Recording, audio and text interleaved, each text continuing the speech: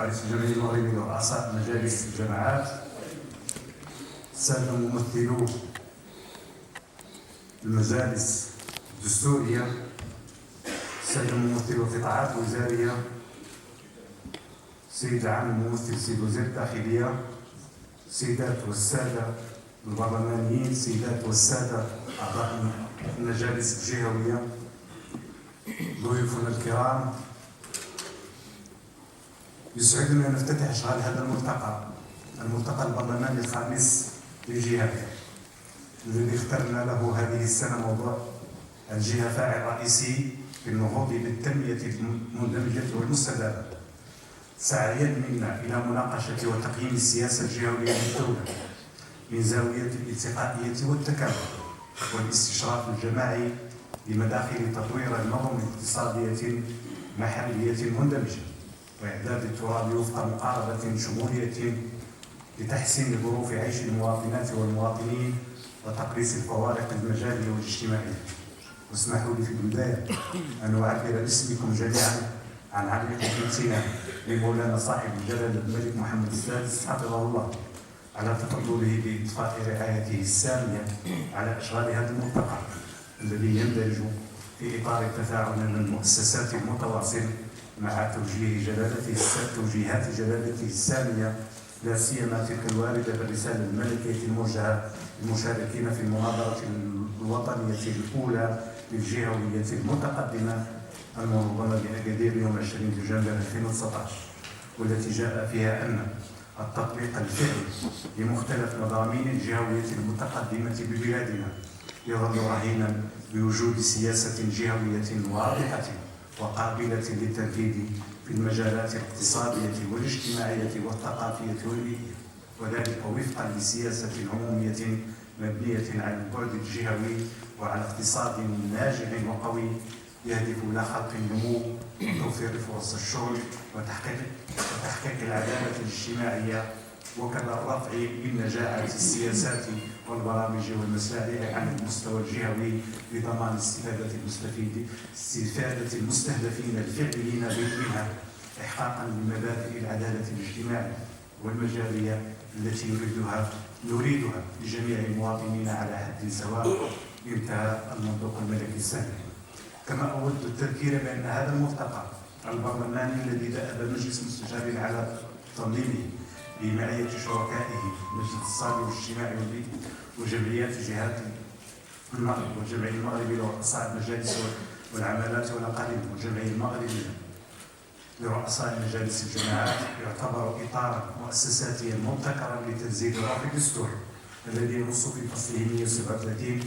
على مساهمة الجهات والجماعات الترابية الأخرى في تفعيل السياسة العامة للدولة وفي إعداد السياسات الترابية من خلال ممثليها في مجلس المستشارين.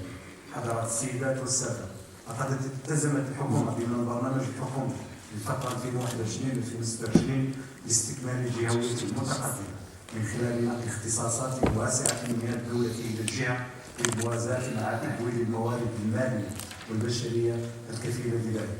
وعلى نحو يضمن الاستقلالية في التدبير المالي والإدارة للجهة،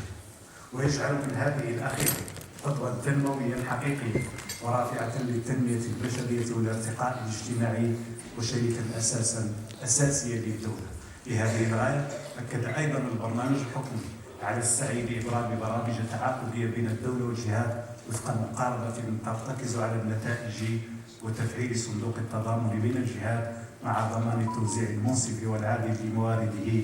طبقا لمعايير موضوعية وشفافة. لأجل ذلك وبالنظر إلى الوضع الراهن بممارسة التنمية الجهوية يجدر بنا التفكير في طبيعة وأشكال التدخل وكذا الآليات المنهجية والتمويلية والمؤسسات التي من شأنها تسريع تفعيل الجهوية المتقدمة وتشجيع الالتقائية في تدخل السلطات العمومية من منطلق أن الجهة واعتبارا لمكانة الصدارة والاختصاصات التي تحظى بها في مجال التنمية الاقتصادية تبقى المستوى الترابي الأنسب لتحقيق الالتقائية في الاستراتيجيات التنموية القطاعية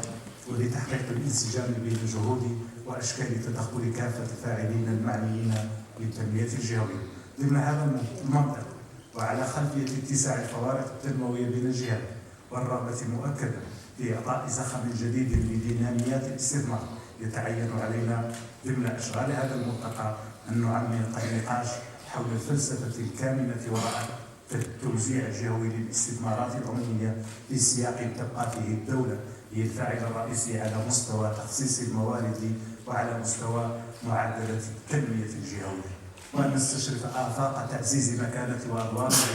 كجماعة ترابية في التنمية الاقتصادية وفي النهوض بالاستثمار العام والخاص على ضوء الآليات والتدابير الجديدة لتشجيع وتحفيز الاستثمار الخاص ودعم ريادة الأعمال المنصوص عليها في ميثاق الاستثمار، والتي تقودنا إلى التساؤل على الميكانيزمات التي ينبغي من خلالها أن يؤدي مسار تنزيل لا تنقص إلى التكييف الترابي للتدابير التحفيزية للاستثمار من أجل ضمان فعاليتها. حضرات السيدات والسادة، لقد شهدت هذه السنة صدور تقريرين في موضوع الجهوية المتقدمة. الأول عبارة عن رأي صادر عن المجلس الاقتصادي والاجتماعي والبيئي شهر أبريل 2023 تحت عنوان من أجل تنمية متجانسة ودامجة للمجالات الترابية من داخل التغيير الأساسية. والثاني عبارة عن تقرير الموضوعات صدر عن المجلس الأعلى للحسابات شهر أكتوبر المنصرم تحت عنوان تفعيل الجهوية المتقدمة الإطار القانوني والمؤسسات الآليات والموارد والاختصاصات. وقد تضمن هذان التقريران توصيات على قدر كبير من الأهمية وجب علينا تثمينها وترصيدها ضمن أشغال هذا الملتقى وتعزيزها بتوصيات دقيقة ومركزة حول الآليات والميكانيزمات التي من شأنها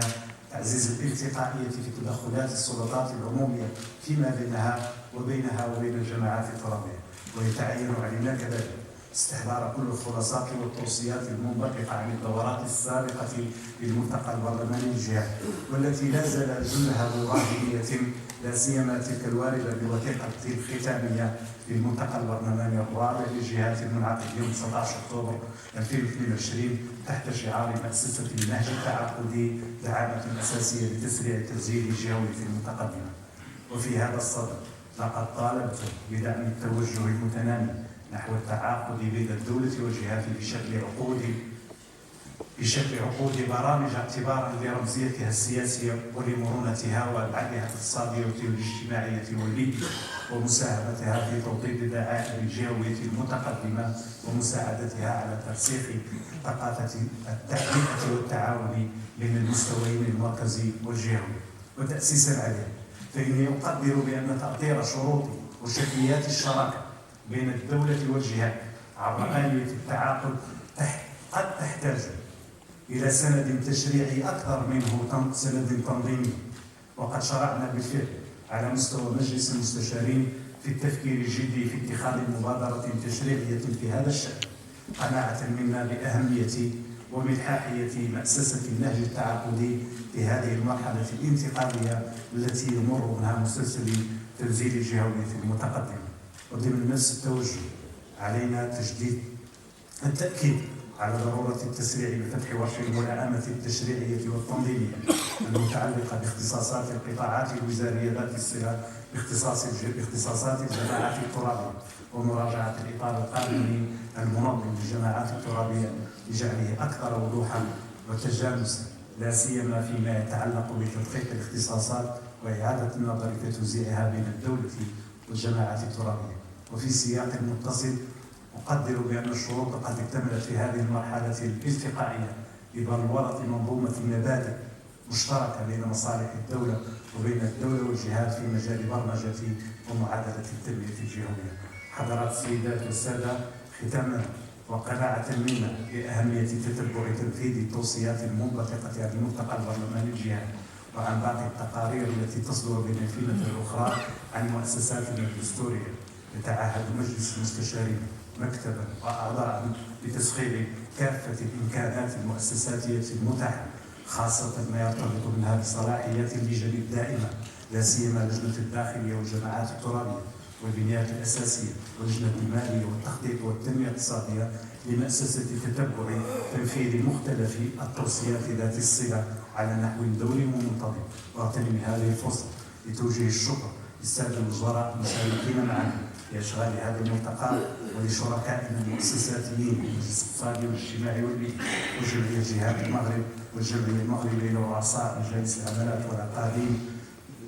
والجمعية المغربية لرؤساء مجالس الجماعات على انخراطهم الدائم في إنجاح فعاليات هذا الملتقى. كما نوجه الشكر أيضا لكل ممثلي المؤسسات الدستورية الحاضرة معنا، والشكر موصول أيضا إلى رؤساء وأعضاء مجالس الجهات ورئيس الاتحاد العام لمقاولة المغرب وممثلي القطاعات الوزارية والخبراء والأكاديميين الذين لبوا الدعوة للمشاركة في أشغال هذا الملتقى، دون أن أنسى رجال ونساء الإعلام الحاضرين معنا والذين يوكلون مختلف فعاليات هذا الملتقى بكل احتراف وإكرام لله. نتمنى لأشغال ملتقانا هذا كامل التوفيق والنجاح، وشكرا لكم على هذا الحضور النوعي والكمي والكيفي، وشكرا لكم على حسن الإصغاء والمتابعة. والسلام عليكم ورحمة الله تعالى وبركاته. المجلس لاستقراء آراء المنتخبين على المستوى الجهوي من أجل تجويد التشريعات المتعلقة بالجهة وتجويد كذلك مجموعة من التشريعات التي سيكون لها الوقع الإيجابي على تقدم هذا الورش المهم والمهيكل للمملكة المغربية، الورش التنموي الذي يقوده صاحب الجلالة وهو ورش الجهوي المتقدم. لا تنسوا الإعجاب بالفيديو والاشتراك في القناة تشجيعا لنا لنستمر بنشر المزيد إن شاء الله.